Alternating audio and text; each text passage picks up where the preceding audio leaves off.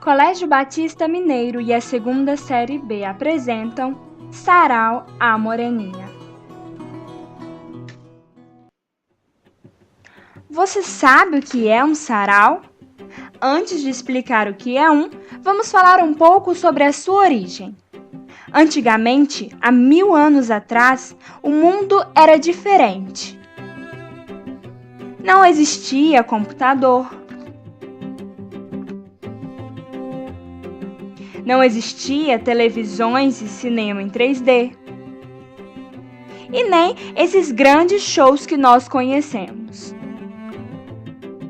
E nossa sociedade também era muito diferente. E para se divertirem e manifestarem seus dotes artísticos, as pessoas organizavam saraus em suas casas. Esses saraus eram reuniões onde as pessoas se encontravam para entrar em contato com toda a forma de arte. Os convidados podiam apresentar uma dança, alguma música ou declamações de poema e outras formas de arte. O romantismo foi um movimento cultural e artístico e é a consequência de uma nova atitude de espírito diante dos problemas. Se iniciou na Europa no final do século XVIII, espalhando-se pelo mundo e acabando no século XIX.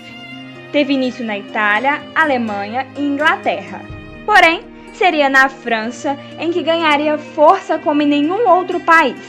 E através dos artistas e obras francesas, os ideais românticos espalham-se pela Europa e pela América.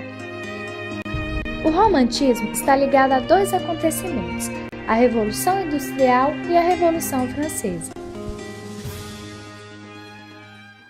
A Revolução Industrial gerou novos investimentos para atender às demandas de produção. Sua consequência mais evidente foi a divisão do trabalho. Após a Revolução Francesa, o absolutismo entrou em crise, cedendo lugar ao liberalismo. A economia daquela época estimula a livre empresa.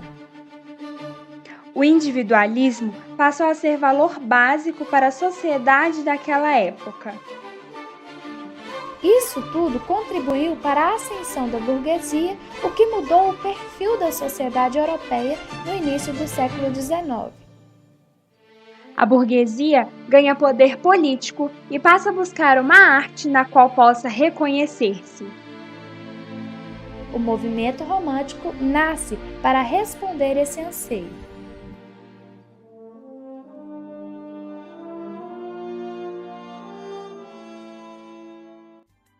Considera-se que o período romântico no Brasil inicia-se em 1822 com a Declaração da Independência, produzindo um sentimento de nacionalismo e um forte desejo de desenvolvimento artístico e cultural.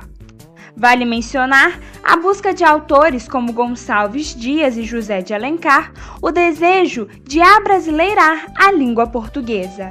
O movimento apresenta várias características, como subjetivismo, no qual o eu lírico tem o seu ponto de vista. Ele não preocupa em fazer um retrato fiel e verídico da realidade, aproxima da fantasia.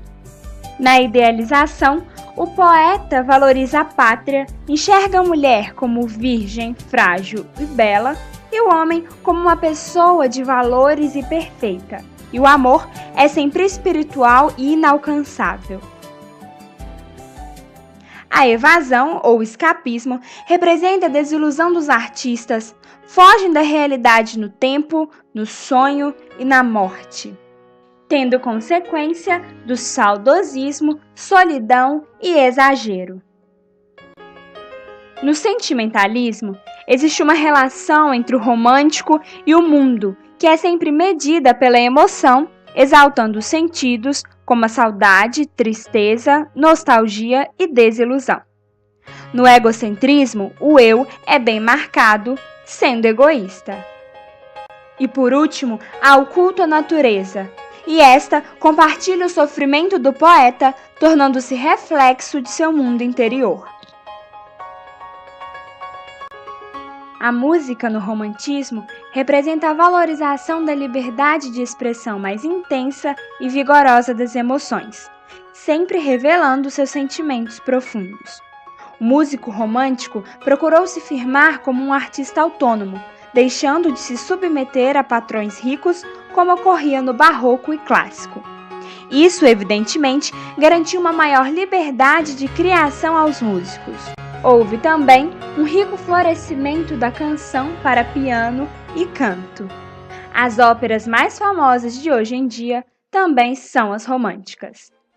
Para visualizar as influências do romantismo sobre a dança, basta observar que os balés criados durante esse movimento pregam a magia e a delicadeza dos movimentos, em que a protagonista apaixonada representa a fragilidade.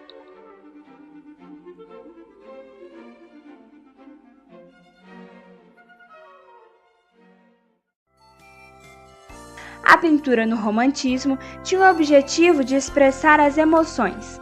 As suas características se aproximam do barroco porque eles valorizam as cores claras e escuras e buscam das emoções humanas e de fatos da história da época.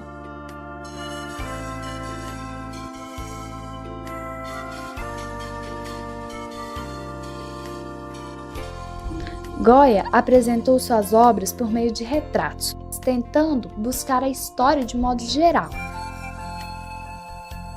Já o Delacroix documenta os hábitos das pessoas que habitavam um determinado local, mostrando a multidão, as cores e um foco no caráter político.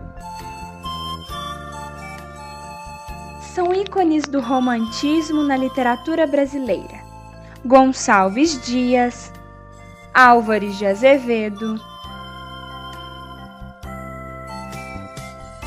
Bernardo Guimarães e Castro Alves.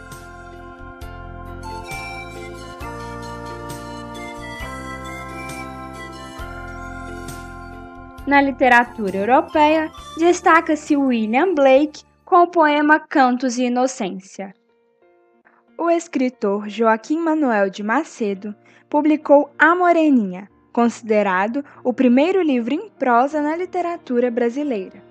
Esse livro concedeu ao seu autor imenso prestígio nos salões sociais na época em que foi publicado. A obra retrata os costumes da alta sociedade carioca nos meados do século XIX, onde as mulheres tinham seus momentos de flerte nos saraus, bailes e óperas de teatro. É nesse ambiente, circundado pelas paisagens da Tijuca e pelas praias cariocas, que vemos se desenrolar a narrativa do romance. O amor é paciente e bondoso. Não inveja, não se vangloria e não se orgulha. O amor não se alegra com a injustiça, mas se alegra com a verdade. Tudo sofre, tudo crê, tudo espera e tudo suporta.